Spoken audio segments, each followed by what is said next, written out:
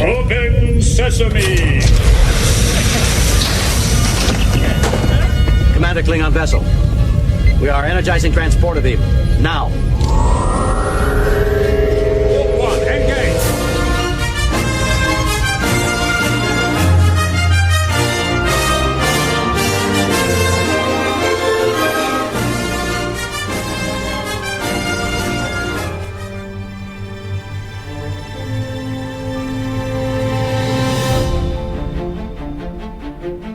All right, hello, welcome everyone. This is Star Trek from the Holodeck, the Discovery Edition, and you're listening to us via Rain Man Digital. You can find all of our shows, past, present, and in the future, on iTunes, Stitcher, Spotify. Just search Star Trek from the Holodeck. I am Michael Flores, your host, and with me today on the bridge of the USS Rain Man Digital is my science officer, David. How's it going, everybody? He's non-binary as well, please. So please, be respectful. Remember, to know your pronouns, Mike. Know your pronouns. Didn't you say you wanted to be known as an it? A few episodes ago, and I had to be like, what the fuck? I think that's the safest thing to do. Just refer to me as an it. Well, you are a monster. Be honest. If you knew David in real life, you would not argue that. That's so rude. But so true. All right, Dave. So we're going to be discussing episode 12 of season 3, titled "There Is a Tide." We're almost at the end of season 3. Yes. For the most part, it's been a great season with very, very few bumps in the way of narrative until the last 2 episodes. Very strange. Very, very strange. Yeah. The show has been consistent, and I definitely wouldn't say the show is bad, the last 2 episodes, but there are some red flags that are starting to pile up. They were thrown everywhere, and now they're just piling up on the ground. But because the season has been stellar, I'd say about 98% of the time, we are also dealing with some really great things. Yeah. And these episodes are just not an example of some of their best work this season. And when I say these episodes, I'm including in this episode 11 and this current episode that we're going to be discussing. Yes. I understand that these episodes, where do we begin, Dave? Where do we begin? Well, the thing is, it's basically like what I mentioned in our last episode, how they end up throwing so many things at the audience, hoping something sticks. And sure, something sticks, but then you miss on all the other things. You know what also sticks when you throw it at the wall? Shit.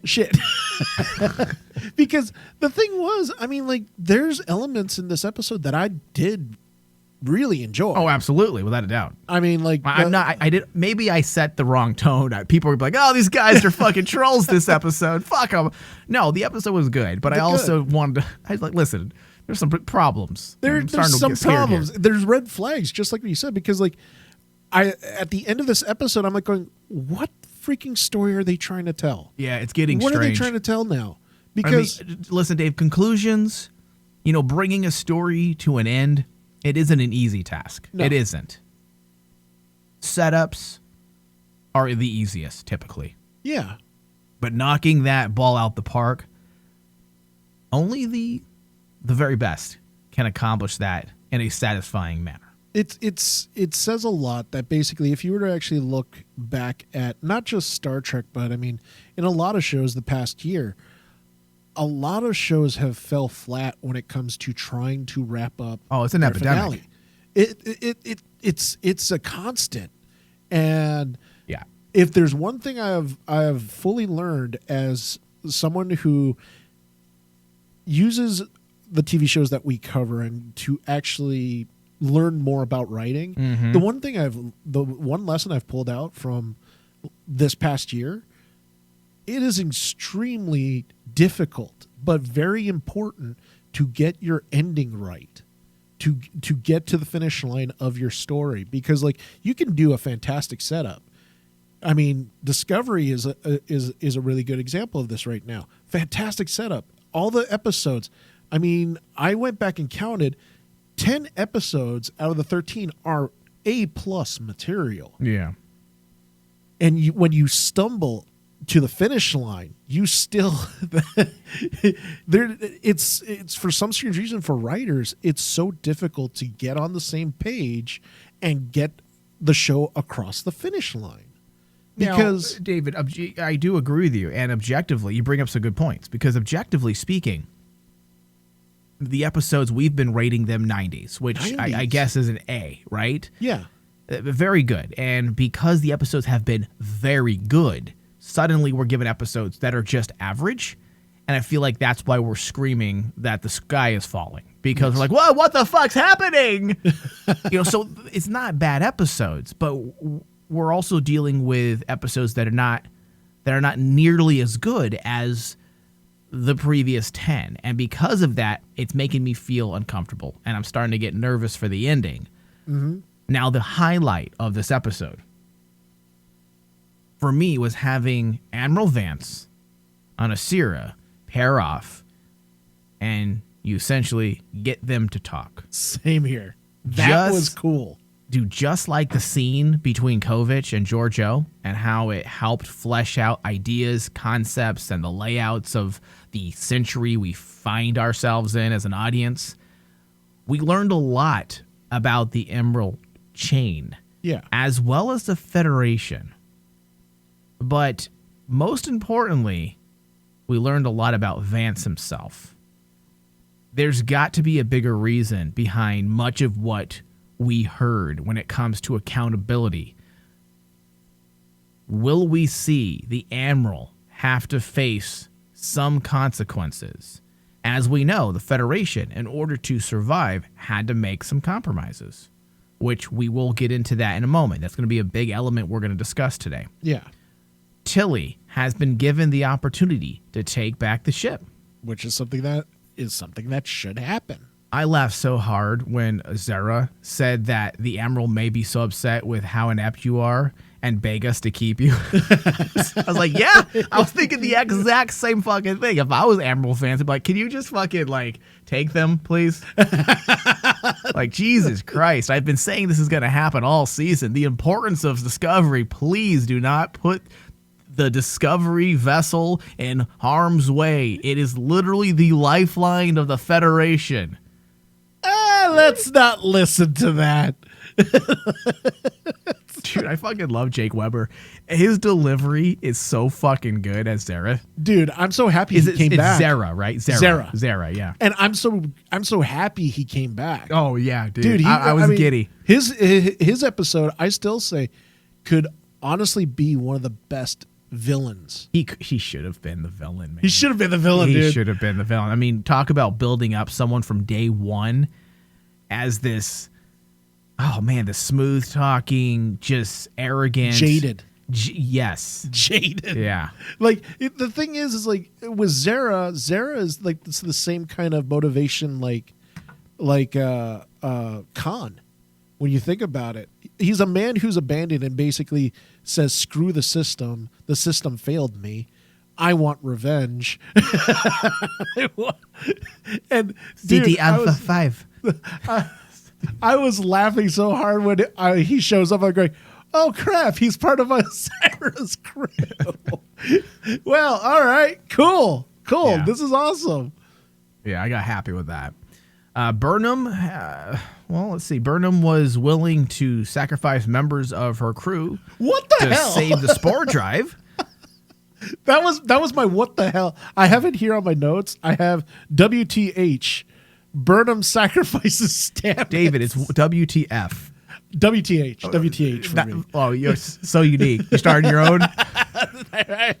If you were to do that as a hashtag, no one would know what that is. I know. It's just me. But I put in my notes is that was my WTH moment. Was all this time Burnham?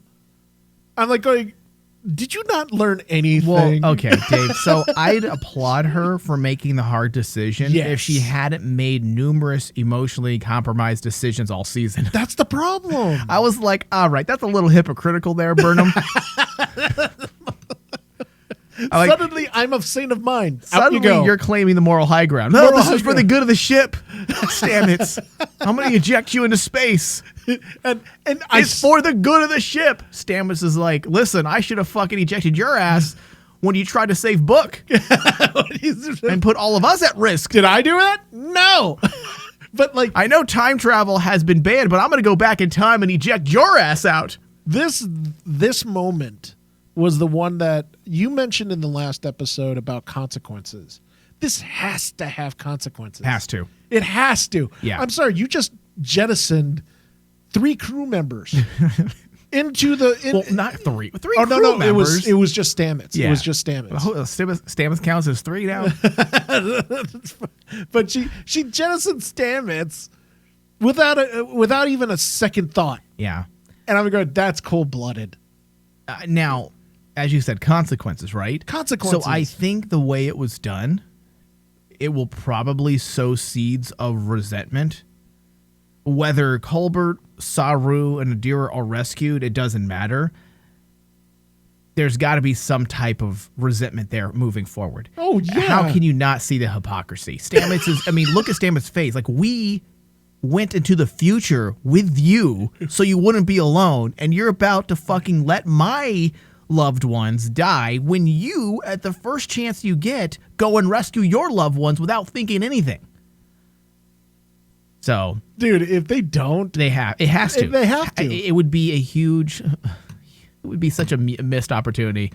There is an argument to make that what she did was highly unethical. I would say that. Yes. But when you have a ship filled with a bunch of people that don't follow orders and continue to make emotional decisions, what else can you do besides using the Vulcan neck pinch? Like, this wouldn't happen on any other vessel that we've ever seen in Star Trek. But because this crew is the most unprofessional crew we've ever been exposed to in Trek, what else do? You can't command people. And I don't know if Burnham's in charge of Stamets. I don't know the ranks, how it falls. Is the chief engineer ahead of the chief of science? I don't know. But either way, can you imagine Riker doing that to Data or Worf doing it to Data? Never. Yeah, it's very strange. But again, what else do you do? No one follows orders on this ship. Even in like... So when someone doesn't follow orders, you have to make decisions like this. I'm either gonna put phasers to stun and shoot you, or I'm gonna Vulcan neck pinch your ass. even in the darker series that me and you have always brought up in Star Trek with Deep Space Nine, we have never had this moment where basically, oh yeah, I'm gonna sacrifice someone, but it's never gonna have consequences. Never. Yeah. Never. Yeah. I was like going, this has to be big. It has to. Yeah, absolutely. All right, so as per usual, we have a lot to sort through, but first, help us stay on the air through 2021 and beyond. I know I say this every single discussion, but it is very important to help us stay afloat by subscribing to patreon.com/rainmandigital, because that's the only way we can survive and continue to do shows. We don't make a lot of money in the way of ad revenue. The most help we can get is from Patreon. When you pledge $3 or $5 a month, you gain access to numerous hours, thousands of hours of additional Star Trek discussions. With the $3 tier, you get pre-shows, specialty shows. With the $5 tier, you gain access to pretty much everything we've ever done in the way of From the Holodeck, which is literally thousands of hours of additional shows. $5 a month, or you can do annual and get that monthly fee over and done with. $50 a month, because we give you 2 months free when you subscribe annually. Patreon.com/RainmanDigital. We actually got a lot planned for off season. Yeah. We have Section 31 discussions to get into, which is our way of kind of setting the path down for the spinoff series starring Georgiou. Mm-hmm. We started that a few months back before the season of Lower Decks started, we had jumped into our Section 31 discussions, which I think would be a nice... I think that's a pretty fun discussion to get into because it will refresh us, refresh all of our memories in the way of Section 31, so we can understand see the potential possibilities for the Section 31 spinoff with Georgiou when that drops on us. So we're doing that. We also have discussions on the Maquis we continue to do. Lots of different things.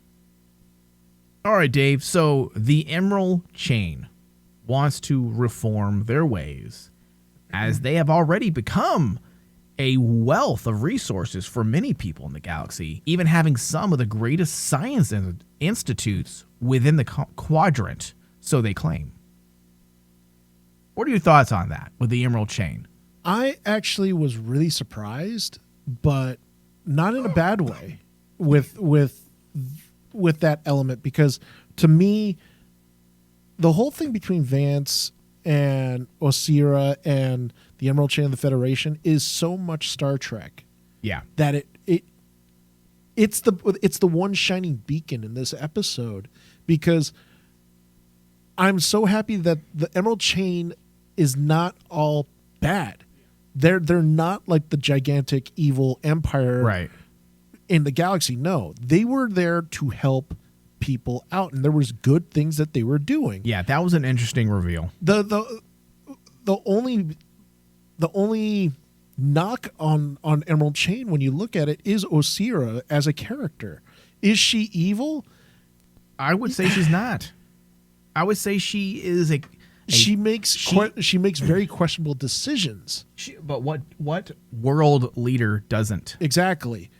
And that's the thing. To what ends? Yeah. What's the means to her end? We learned a lot during that discourse between Vance and Osyraa. Dave, I would grant you that for sure. And it does present some questions about Osyraa's motives. It poses ethical questions of morality. But the scene between Vance and Osyraa was a perfect example of just a well-written moment that cleverly disseminates information in a way that doesn't feel overly contrived.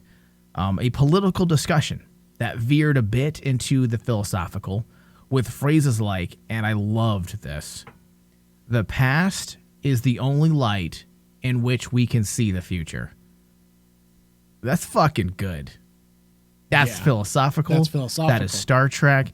And when Vance dropped that and used that line, it was so impactful and so powerful. It's a statement for even us today.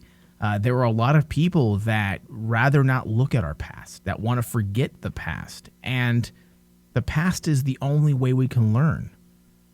And potentially look at what's the word I'm looking for? By understanding the past, you'll be able to understand the direction we possibly could be moving into. Yes, into the future. Right, and that's why it's so important to remember our past, because there's so much we can derive from that. And that wasn't just Vance dropping beautiful words for beautiful words' sake. It literally was a way to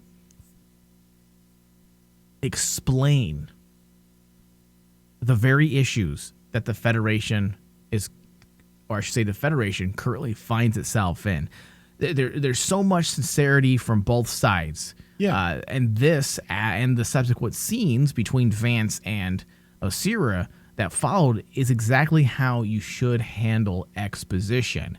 It really pushed the bigger picture forward, the bigger story of Star Trek forward, not just the myth arc, but the world of Star Trek, the mythos. Just in a few moments of conversation, there was a lot said. Yeah. But honestly, there were two key moments that we're going to focus on. One, the Emerald Chain has become powerful, persuasive, and a direct response to the burn. Though they are a brute force, They seem to have an interest in becoming more of a reputable organization. They figured they can gain respect and clean their image by joining the Federation. Yes. So that's number one. Number two, more importantly, Vance admitted that the Federation had been deeply compromised for reasons out of their control. We can kind of understand why they've become compromised because of the burn. Because of the burn, yeah. And that, essentially over the last 100 years or so, the Federation has left behind a legacy of fear, isolation, that potentially clouds, moral clarity. And it was heavily implied that there may be some type of comeuppance or a price to be paid for this. Perhaps Vance himself will have to pay by stepping down and answering for some of his decisions. Yeah. And I say that because if you look at the opposite side, Vance had agreed to all of the Emerald Chain's terms because there was a surprising amount of reforms. The only thing he had requested was that Osyraa removes herself from the picture and be held accountable for her actions, that she stands trial, essentially sending a message to the people, right? Something that would add credibility to their arrangement. And it definitely leaves you thinking, because he admits all the wrong that he has made and the Federation has made.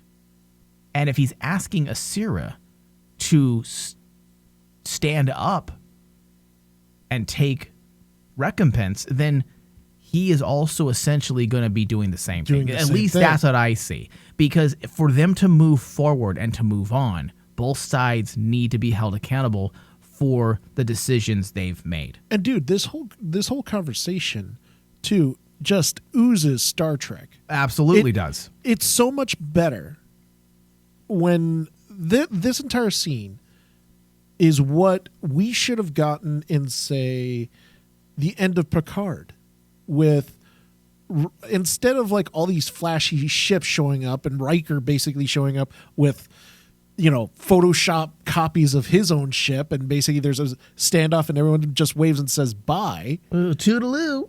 You have this moment when the two leaders of both sides meet up and have a discussion, and a very next generation way. Diplomacy takes center stage. Mm-hmm. That's what we got to see in this episode, and for me, I was like going, that was cool. Well, Dave, something that I really like and I appreciate. Excuse me, Jesus, I'm dying over here.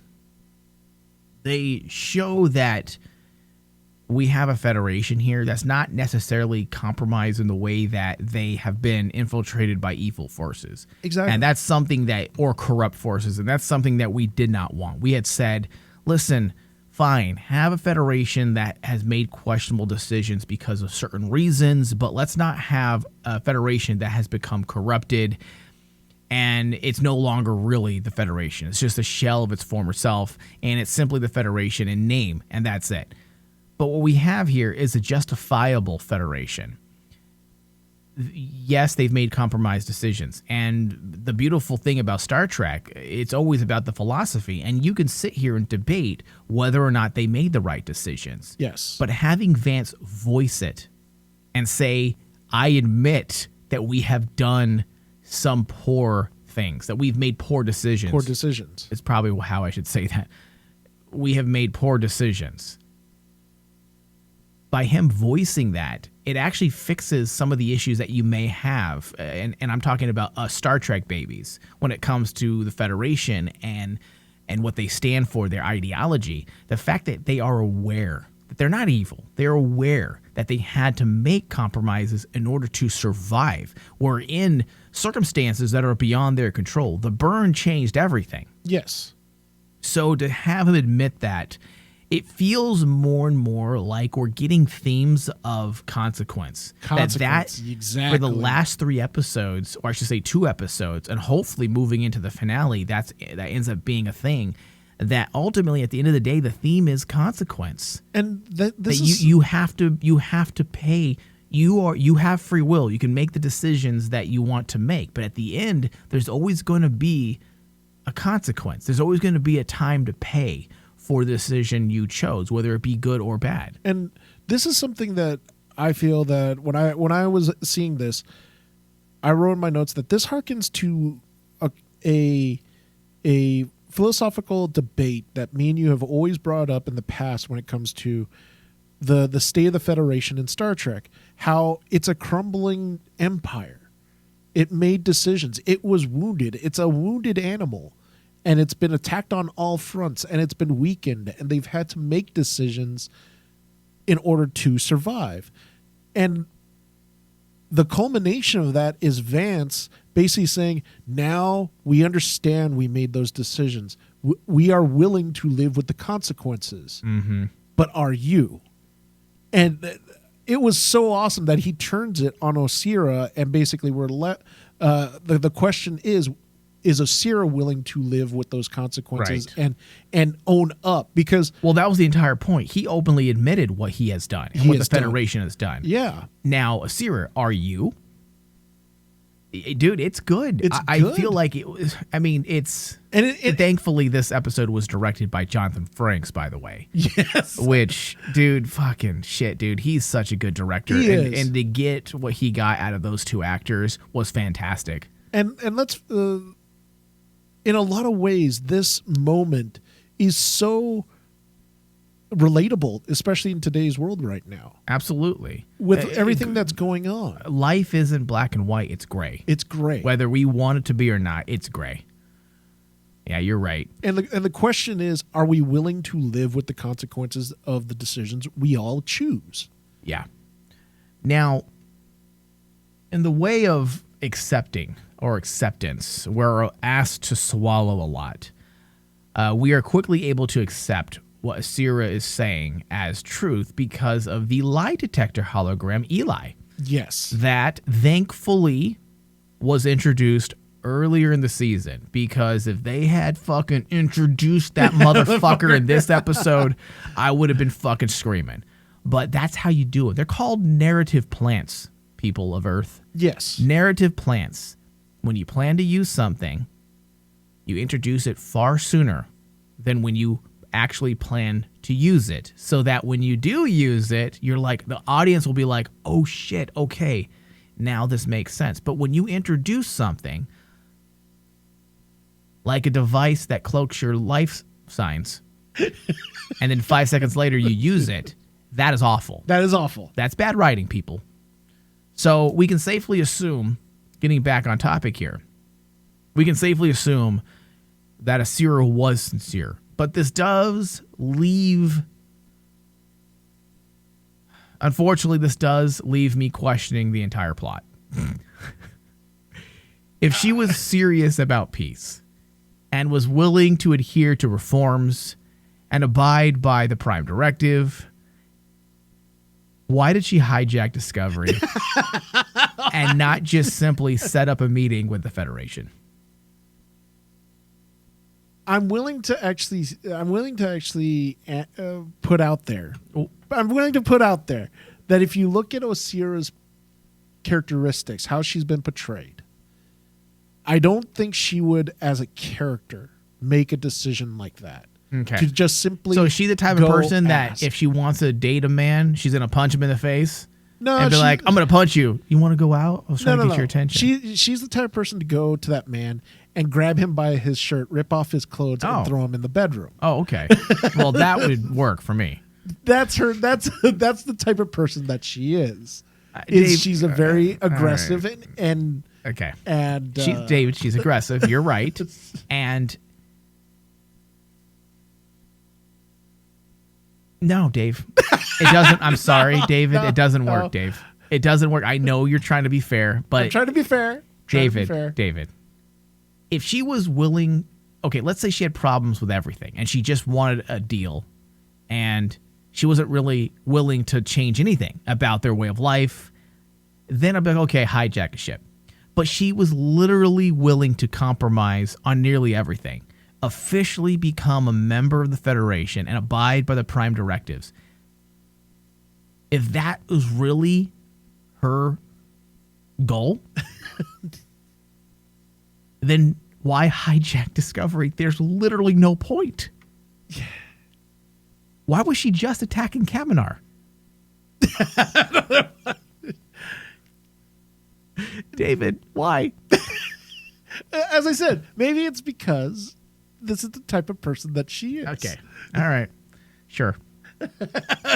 Now, I'm a big proponent of great antagonists. As we know, some of the best Trek has always included a fabulous foe.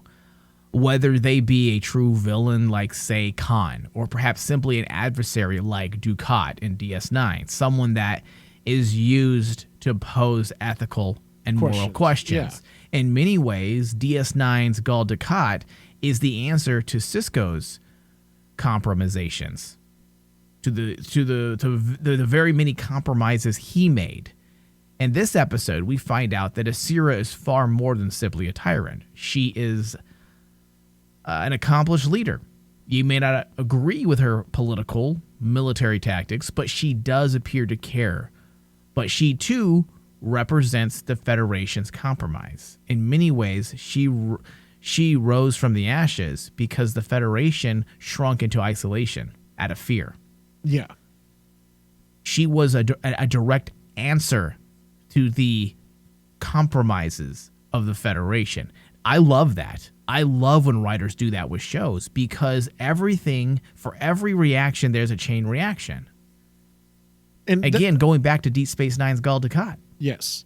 And I got the same vibes as that. I mean, when we finally got to really delve into Osyraa's background at this point, I got the vibes of Gul Dukat, where it's basically, we know she's a bad person, but at the end of the day, she's a product of the environment around her. Exactly. Through their isolation and fear, the Federations, they have pushed people essentially further into the welcoming arms of the Emerald Chain. Exactly.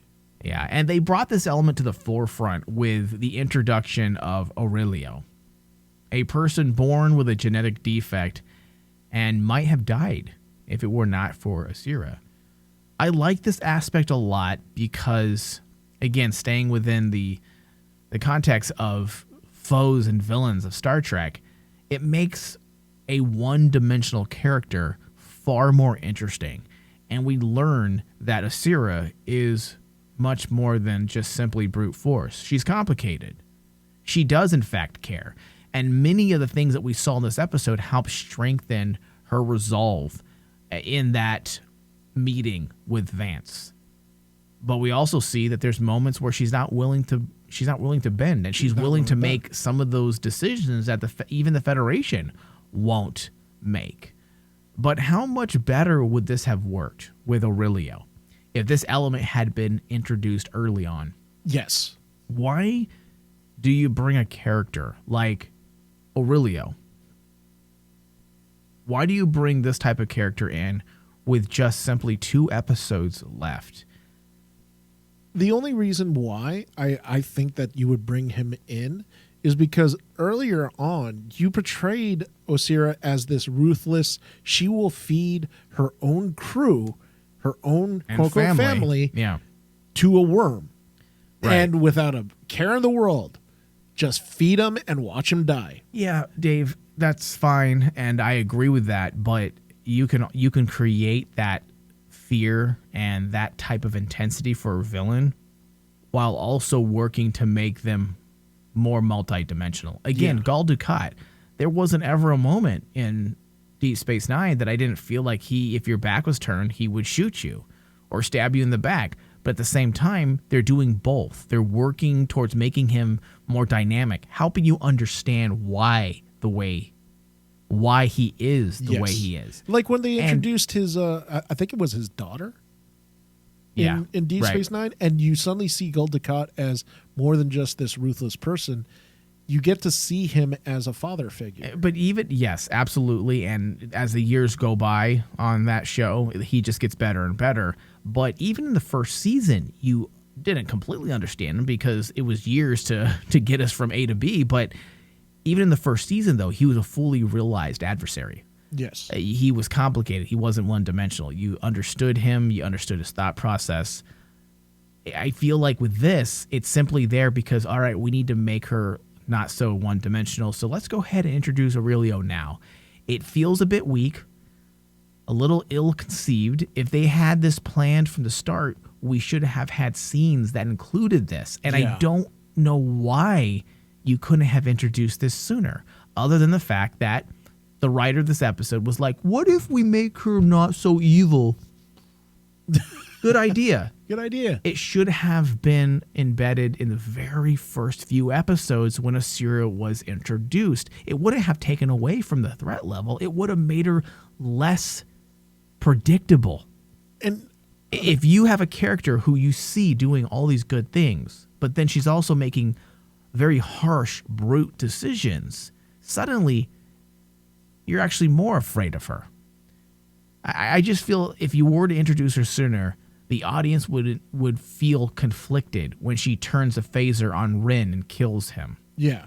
We like to have contradictory emotions about characters. We like to like someone and then be ashamed of what they did. Yeah. And that goes for our villains. Some of the best villains in all of Star Trek are like that. You kind of like Gul Dukat, dude. There isn't an episode where I'm like, come on, dude, make the right decision. You can do it. Oh, you made the wrong decision. You killed people. Exactly. I mean, tell me, Dave, you didn't watch Deep Space Nine and root for him many times. Oh no, there are times when I'm like going, Dukat has like actually good like, point. Come here. on, make a good decision. Make a good decision. I know it's in you. Like, and then he'll turn around and basically just go, no, I'm going to join the. I'm going to give up my body to these evil spirits. Yeah, and there's other villains I can go into. Maybe we'll talk about that a bit more. That'd be fun. But and a Patreon discussion. But you can go through a ton of the Star Trek Rogues Gallery, and you can see that. Yeah, it's just a little sad a bit when there are so many great things going on, and then you look at a character like this who obviously, I know I said during our last discussion that possibly Osyraa wasn't the big bad. I can't remember exactly what I said, or I was surprised that she was. But if Osyraa and the Emerald Chain is the big bad of the season, essentially, then why did you not work on her in a more parallel fashion alongside the rest of the Discovery crew? And it goes back to the one thing I've been saying. I honestly feel after this episode, one of the weaknesses of Discovery when I'm looking back, and then we get to this episode, they were just trying to throw a ton of stuff at the audience and shove a lot of narrative story notes. And unfortunately, some of the story notes and narratives get lost because there's not enough time. Do you think the Giorgio backdoor pilot, essentially, let's be honest, that's what that was?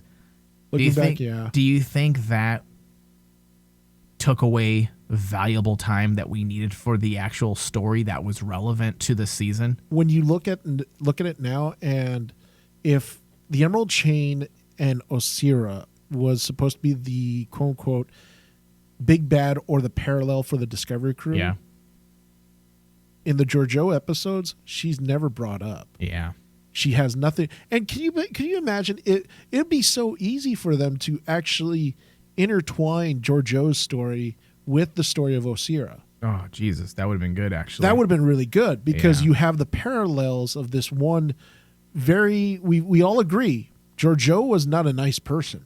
She's not. She's just very complicated, and yet she was a product of her environment. David, okay, so she's not a good person, and yet I would choose her and Osyraa both as my wives. Does that say something about me? No.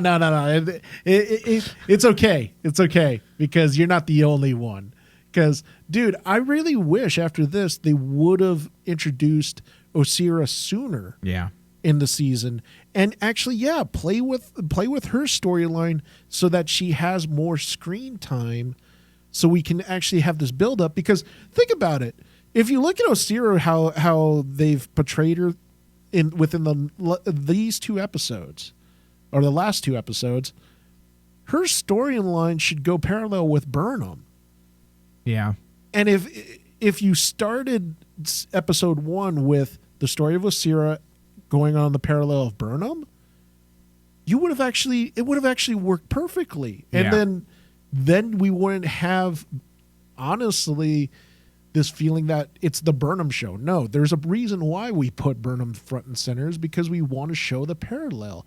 And the parallel, from the get-go, we've been saying is Burnham represents hope. Okay, well, what's the polar opposite? Does she at this point? Well, in the very beginning and in the first 10 episodes, me and you have... I mean, I don't think Stamets was feeling much hope when he got sucked into space. When he got sucked into space. I think he felt pretty hopeless. That's another discussion for what's been going on lately. But yeah, that wasn't... I don't know what type of hope you're talking about. Let's say by episode 10. Before episode 10, Burnham was our hope. Burnham was supposed to represent hope. Mm-hmm. So, like, I don't know about past 10, but, like, if you were to actually put more storylines of Osyraa in episode 1 through 10, yeah, that would make so much sense. Yeah, well, Dave, listen, it didn't happen. It didn't happen. So, what can we do, right? Yeah. All right, we're going to go to a very quick break. David, we'll be right back.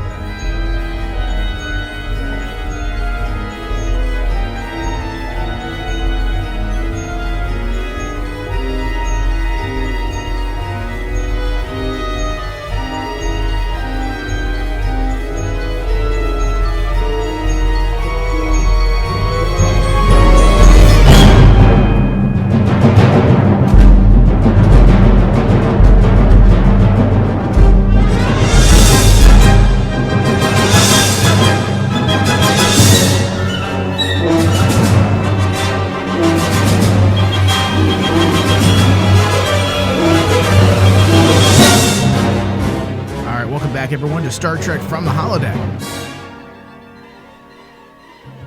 All right, David. So Burnham and Stamets. I still laugh at this one. It's so shocking. Is it shocking? Or is it expected? No, this wasn't expected, dude, because this was a hypocritical thing that you would not expect Burnham to do. All right, so logically, there probably should be some fallout between the two of them. Oh, absolutely. There has to be.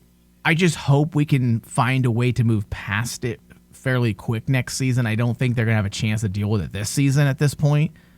There's only one episode left, and there really isn't a lot of room to deal with the fact that you chose to let my loved ones die, and you flushed me out into space. So I'm hoping we move past it quickly and deal with it in the opening episode of next season. I'm a bit tired of whiny Stamets and the melodrama overall. So let's move past it fairly quick. We do need to deal with it. We can't ignore it. It's a big thing. From a story perspective, he should be angry with Yes. Burnham, to be perfectly honest here. He has to be. How many times has she made personal, emotional decisions? But then she forces him to sacrifice the two people that are important to him. I'm okay with hypocrisy. It's real. We are all guilty of it at times. But they need to bring it to the attention of the audience. Yes. And what I mean by that, it needs to be actually addressed by Stamets to Burnham. There needs to be a conversation between the two of them, acknowledging how she puts things that are important to her above the ship and crew all the time. It's the reasons she's not the first officer. It's the reason why she got demoted. If they don't verbally address it, it just feels like contradictory behavior that's embedded into Burnham's characterization whenever they need the plot to move forward, opposed to a strategic attempt at weaving and fleshing out the imperfections of our characters. It's unclear whether Burnham, who's the chief science officer, can pull rank on the chief engineer, as I said at the top of the show, but it is, regardless, another shining example of how Michael gets countless opportunities to outgrow the person she used to be, yet she simply falls into old patterns. Yes. I'm still not sure how I feel about the entire scene when she chooses to Vulcan neck pinch Stamets. Yeah. The show started with her mutiny against someone she allegedly loved. 3 seasons later, she's still doing the same thing. She's still doing the same thing. That's why it goes back to like what you said. This has to have consequence. Exactly, David. And again, if all of this has consequence, whether she loses her friendship with Stamets or someone dies, then I'm okay with it. But if this is just the writers pulling shit out of their ass, saying, okay, this will work, this will help move the plot over here, we'll be able to do this, then move Stamets, remove him out of the way, burn him over here. They're just moving pieces around the board, and there really is no rhyme or reason for it. There's no true motivation, and then I will be upset. Now, here's the thing that I want to ask you about this, though. We know that basically this can't be resolved next episode. It just can't. How? Oh, the Stamets thing. Right. It cannot be resolved. It can be addressed. It can be addressed. Yeah. It cannot be resolved. No, it cannot. This is something that has to carry on into season 4. And honestly, dude, I'm not Team Stamets all the time, but in this instance, I am Team Stamets. I'm Team Stamets. He was too. done dirty. And I'm like going, what about, we've been saying that Stamets has been a very stale character throughout the last 2 seasons. It's gotten to the point that we are tired of him being a whiny, emo scientist. Yeah, right. I'm not going to say the B word because, that's not very nice. He's a very whiny, emo scientist. He's a little biatch. But, like, I wanted to ask you, what if this leads to Stamets becoming a villain? Oh, no, that's not going to happen. What do you think, though? I'm like going, I wouldn't mind if they went down that route because, hey, every decision should have a consequence. And how many times does Burnham have to screw over her crew till she understands that basically, hey, my decisions cause great consequences? Then something, Dave. Villain. Honestly, I'd be okay with that. I don't think that's going to happen, but I would be okay with it because at least there's consequence. I mean, the way Stamets was yelling at her, saying, we all gave up our lives for you, and this is how you repay us. You don't write a scene like that and just breeze past it. Yeah. There has to be fucking fallout, dude. Yeah. There has to be. I will be so fucking mad if there isn't. And that's why I'm like, and David, if this was the previous 10 episodes, I wouldn't even be worried. I'm like, of course there's going to be consequences. But the last 2 episodes have felt very strange to me, and it feels like they're trying to run to the finish line. And now I'm getting nervous about some of these things. Yeah. There does seem to be a lot of themes pertaining to consequence, so we will see what comes of this. But as of now, I'm simply not on board with the idea, having Burnham do what she did to Stamets. When do we get to see Burnham act like a Starfleet officer? Exactly. When? We've never seen her act act like a respectable Starfleet officer. And at what point do we get to see her grow past some of her flaws? As I have said numerous times, Dave, I'm all about flaws in characters. I love it. It makes some of the most interesting characters, but we also got to have an arc. That's the goal of writing, David. Yes. If you don't know that. I know you know that, David, but I'm using you to talk to the writers of the show. To the writers of the show. What is an arc, Dave? It shows growth. It's one of the first things you learn in writing 101, screenwriting 101 specifically. There's an arc. Why is it an arc? Because it represents growth. What we're getting with Burnham is a straight line with little nudges that go up for a second and come down. I want her to be flawed. I want her to always be true to who she is, and she's definitely flawed, slightly hypocritical, a little self-righteous. That's fine. Those are great ingredients for an interesting, complicated character, but she does got to grow. And she has to get her comeuppance. David, yes, she does. And there has been they had such a great opportunity early in the season, giving us that year to show us that she's matured and grown. Growed? Jesus Christ. What did I write this episode? Show us that she's evolved, become a better person. And David, we need to see her make changes. We need to see her follow orders. And possibly maybe the idea, the concept of Burnham being the star of the show, or I should say Sonequa Martin Green, and having Burnham be front and center as the star, perhaps, or as the lead character, perhaps that's the problem in itself.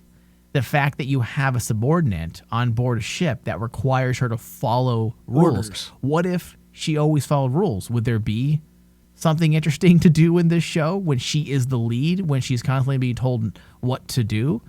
So maybe the flaw is within the concept of the show, that our main characters aren't in the positions of leadership. Exactly, that they need to be in. So they got to do something. So I like the character a lot, but it just feels like more the same without any progress. And we got to get there. We got to see her come to the resolve. We need to hear her say, enough with the tears and regret. Oh, Saru, you're doing the right thing. Thank you, Burnham, but now you do the fucking right thing. I know I'm doing the right thing, except for leaving the ship in Tilly's hands, yes. And being emotionally compromised, yes. But before that, I know I did the right thing. Burnham, now you do the fucking right thing. Enough admitting it. Now act. I feel like I'm in a fucking bad relationship with a girlfriend. Yeah. I promise I'm going to change. And that's what Burnham is. She keeps promising us that she's going to change. And then all of a sudden she does something that shows she's never going to change. And David, where the fuck is Saru? Seriously, the fake captain. The fake captain. I was hoping you wouldn't actually bring this up. Let's be clear, okay? Because I love Saru. David, let's be clear. He's not a captain. He's no different than what Aurelio would have been to Osyraa. He's a puppet leader who hasn't made a firm decision yet and has allowed emotions to take him off his ship, and then he loses his ship and places the future of the Federation in the balance because of his inability to command and make the right decisions. Again, Dave, if this is purposely done with intent, those illusions the consequence, then it works. But if we're having our characters make poor decisions just to simply move the plot forward, I'm sorry, but that's some unskilled writing. I know, and this is the thing that I didn't want to actually. I hoped you would miss this. You hoped I would miss it? Yeah, because I really like Saru. I want to like Saru. I mean, I've championed him to be the captain, be the first alien captain in Star Trek history, and I'm going. It's not helping. I think Discovery would have been better off if they just had been killed by the Section 31 AI. I mean, Here's the thing. In the last episode, Can we put Detmer in charge? Detmer seems to be very well in control for emotions. I mean, excuse me, I'm dying over here. Well, shoot, she actually suffers from PTSD. The poor woman is suffering from PTSD, and yet she fucking holds it together every episode. She doesn't cry. She doesn't feel the need to share all the time. She takes control of her problems. Let's put Detmer in charge. And it's so upsetting to me that basically Saru is being literally grounded into dust at this point. Like, no one takes him seriously. It's just like what you said. He's turned into a puppet captain. Yeah, let's be clear. He's a pussy. And David, he lost his ganglia. Did we forget that? Exactly. That he's supposed to be more predatory, more aggressive. And yet what we are getting is the same Saru guy that we had in the first season. He's supposed to be different. He's supposed to be different. Remember the end of season 2, me and you were like going, man, it's going to be really interesting because they made a point to show that he's supposed to be more aggressive now, and that's going to add to his being a captain. Yet this whole season, he's been scolded by Vance. He's being yelled at by Michael the whole time. And then, like, no one takes him seriously. Yeah. He gives up his captainship to Tilly, which I still say I like that element because it helped Tilly's story going forward. But at this point, this episode, it did nothing for Saru. Yeah. And it's literally turned him into just like, okay, he's a doormat for everybody now. And it sucks because I've been wanting a character like Saru for Star Trek because I thought he'd be one of the best things new to happen to Star Trek because of Discovery, because we were going to get this unique captain. Yeah, dude, if Admiral Vance is a real admiral, he would remove Saru from command. Yeah. And we've seen people in Star Trek lose command over far less things. But then the question becomes, who becomes captain then? I honestly think, Dave, in order to remedy some of these situations and remove the rapport between the crew, because we love their rapport, right? It's great, but it doesn't make room for an actual crew that follows orders. Yeah. And I feel like moving into season 4, we may need someone as a consequence. We need someone else in command. We need Admiral Vance or whoever else is going to be in charge. We need them to put another person in charge of Discovery, someone who's not a part of the Discovery crew, someone who's an outside element that will demand respect. Dude, what was that one captain? It'll fix a lot of the issues if we had a captain like that. Remember they did that in TNG with the one captain that took over Jellicoe? Jellicoe. Yeah. If they brought in a captain like Jellicoe on this crew, I honestly think that'd be awesome. Well, Jellicoe told Deanna Troi to get in uniform. Snapped her right in the Jellicoe shape. didn't take no shit from anybody. What's this fucking spandex shit you're wearing?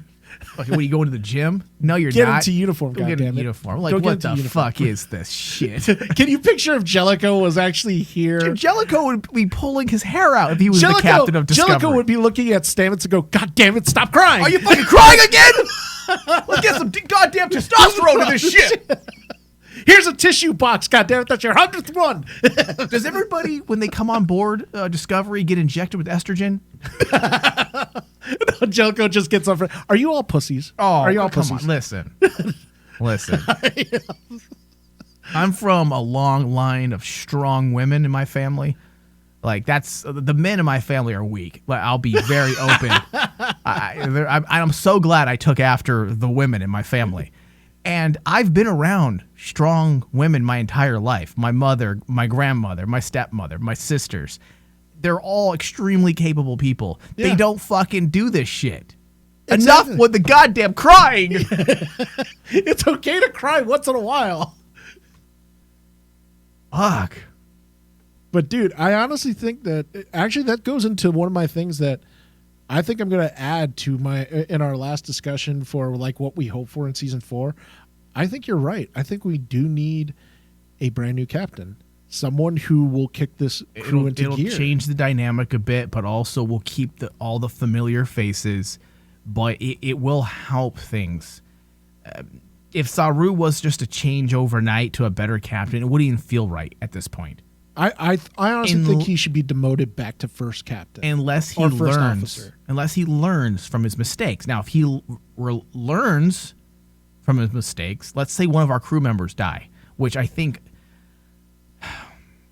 that would be the best consequence. I don't want to lose any of our crew because I really like them, but if someone were to die, that would be the best consequence. And then perhaps that will actually be a great motivator for Saru next season to be a better captain, to make better decisions, including Burnham as well. I honestly think if that happens, it should be Burnham's fault.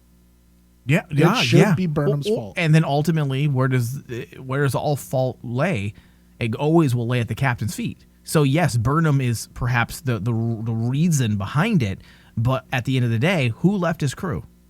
Exactly. Saru. So if our two leads, which is arguably Saru and Burnham, have to face consequences, as it seems like that is the theme. That's the theme of the episode here. Then I think we'll be okay.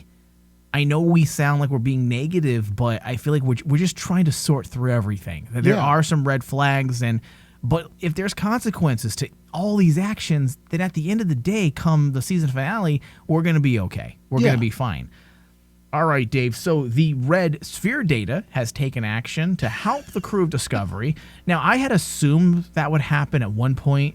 I did too. At the very beginning of the episode, you saw the movie play on one of the screens in the background. Yes. And I was like, okay, the red sphere data is about to get involved here.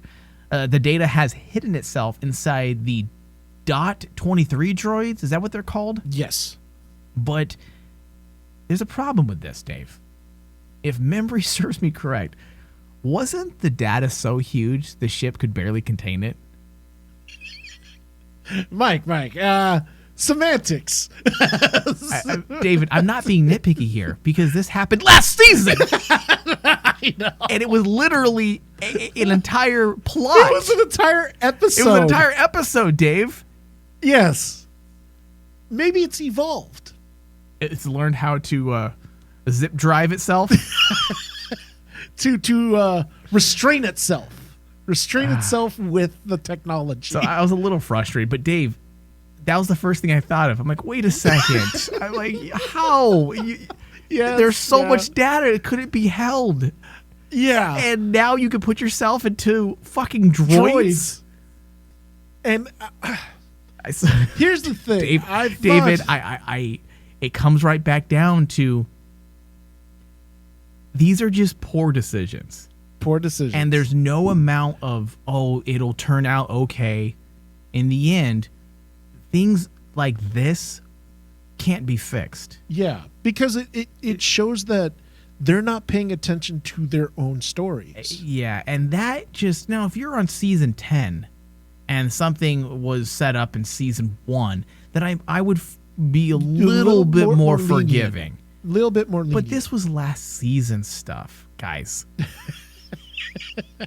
How can you miss this? Yeah, I love the idea of the red sphere data becoming sentient. It opens a lot of doorways and potentials. It adds to the story that basically we know where the ship has to lead to. Because like we all know the destiny of the Discovery ship is Calypso. Right. What happens at Calypso. And the AI has taken at that point is sentient everywhere. So seeing this made kind of sense. Yeah. Where all the red sphere data starts to actually figure out how to incorporate itself to every part of the ship, just like what we saw in Calypso. Right. However, you brought up the one problem that even I had, where it was like last season, it nearly killed the ship. Yeah, Dave. With the red sphere data doing this. Dude, this is just laziness, man. Yeah. I mean, and that goes into my final thoughts and RMD score. A canceling device hides life signs from sensors. Okay. Now, you might think, well, okay, canceling device was just introduced, so you can use it. at that very moment, which, number one, in any writing class, they'll tell you that's bad. Yes. And as a showrunner, if I was reviewing my writer's work, I'd say no.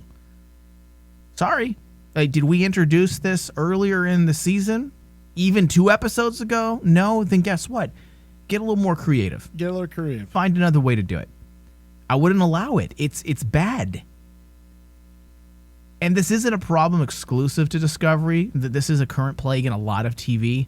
A lot of shows have forgotten the nuances of writing a series because we're in a so-called golden age of streaming. And everyone has, every single writer can get a job now. Whether you wrote newspaper articles or a mommy blog, you now can be a writer for TV.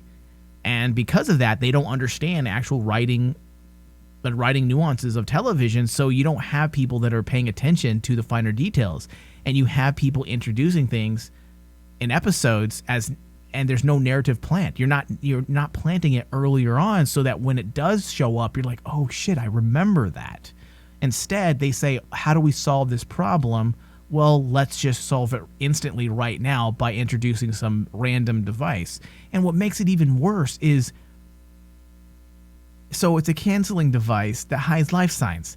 And then when they figure out that there's someone running through the Jeffries tubes, Jake Weber's character says, they must have some type of canceling device. Like, what the fuck? Who wrote this shit? Dude, it was all, I was like, I laughed out loud out of embarrassment for the writer. It was so bad. They must have some canceling device. And I seriously was like going, is it me or does Jake Weber's delivery of that? Jake Weber is an intellectual. He's an amazing actor. He probably delivered it like that because he's like, fucking A, this is bad. He's like going, wait a minute. Let me read that again. Okay, that's it. I'm delivering it like this. They must have some canceling device. They must have some canceling device. Wow. Yeah, so I'm going to give this episode an 83%. It is slightly better than the last. Yeah, because of that Vance scene. The Vance and Osyraa scene is fantastic. Yeah. And Dave, I'm wondering if some of these problems are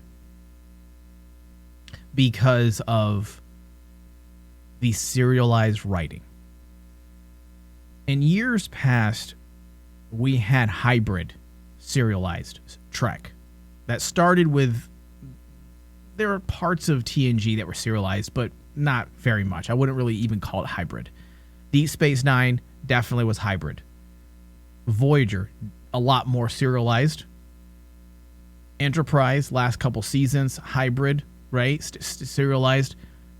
But because you didn't always have, the episodes written in a serialized fashion, you could allow time to go by. You were able to let characters marinate a bit. You were able to delve into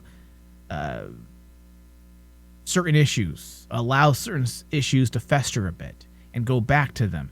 And because of that, there's a natural embedded way, or I should say an organic embedded way to let characters grow. You let time go by, you tackle it again, 3 or 4 episodes. We're dealing with a serialized story that's given 13 episodes. And what's happening is you have a lot going on, and you're literally racing to the finish line because you have so much information. You have so much you got to do, and there isn't any time for breathers. There isn't any time. The most breathers the most episode that you can call, or I should say the episode that you can say that's closest to a breather episode was the episode with Adira and Burnham on Trill. Yeah. And look how great that episode was.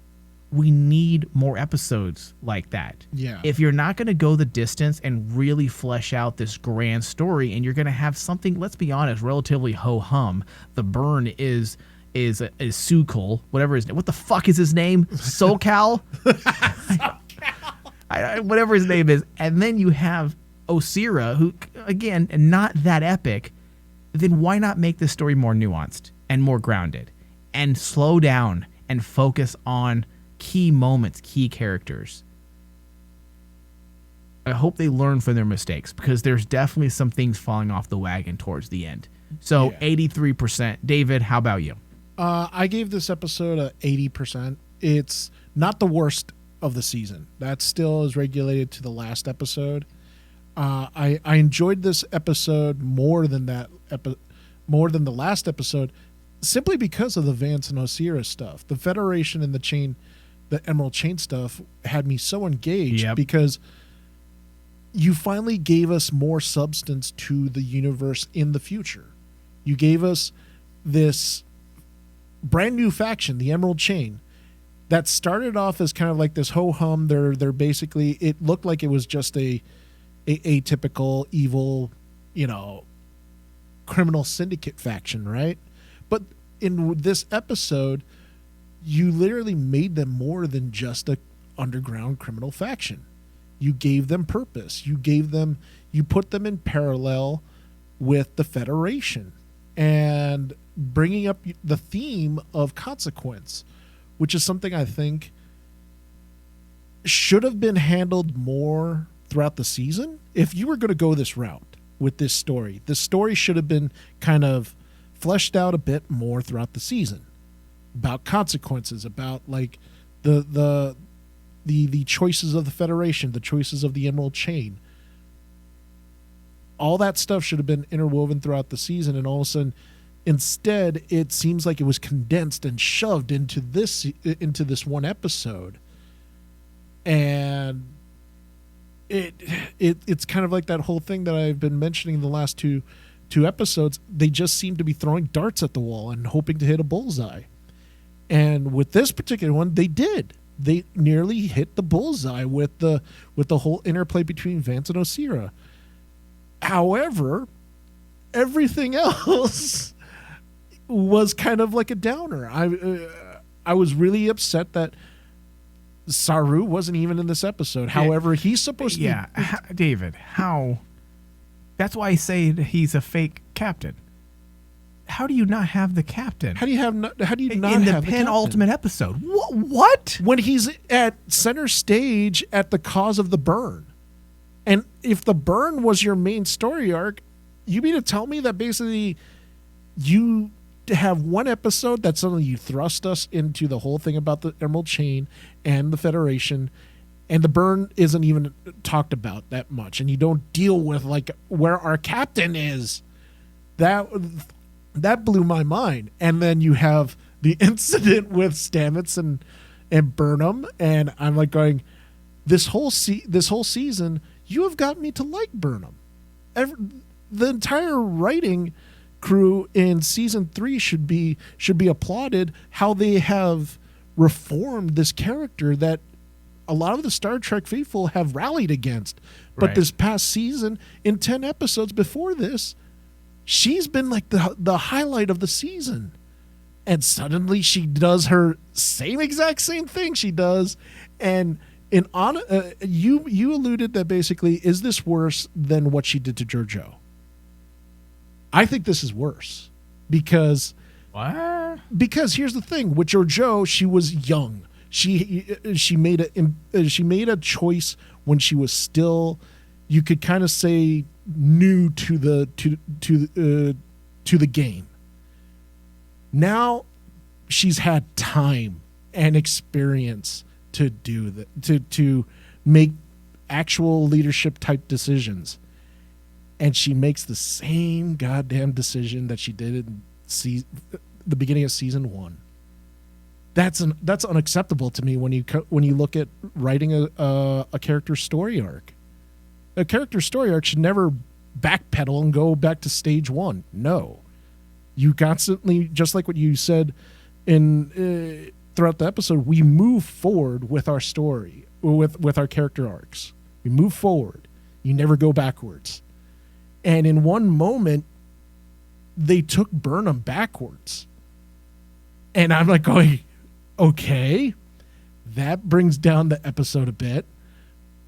So, but I'm hoping that they kind of actually show this in the next episode, that her choices lead to consequences. And this is going to be a learning moment for Burnham. Okay, I'm going to hold my judgment on that moment till the next episode, which is the finale. And just like what you said, I mean, it's just strange creative decisions that they made in the last 2 episodes that seem to kind of bring the series to kind of like a screeching halt. I mean, we've gone through 10 episodes giving 90s and almost close to 100s on the sheer strength of the writing. And in 2 episodes, suddenly you see the red flags show up. Why? Yeah. Why would that show up now? And in the first episode, I'm willing to say, oh, it's the writing staff. This episode, this has the showrunner's fingerprints on it. This falls on Michelle Paradise. You should actually have control of your writing room at this point. Yeah. So we've been giving her A+ all over the board. This is the first time we get, she gets dinged a little bit. Yeah. And I'm hoping that basically the season finale, she remedies everything, gets us set for season 4, and takes it from there. Yeah. All right. We'll see what happens, right? Hopefully. What, are we going to die? Hopefully we'll see what happens next. Well, you never know. I mean, after season 1, I might I might jump out of the window, Mike, if all of a sudden this just gets worse. All right. I want to thank everyone for listening. Be sure to head over to our Patreon page, patreon.com/RainmanDigital, and pledge. Gain more access to a lot of in-depth Star Trek discussions. Thank you, David. Thank you. Live long and prosper.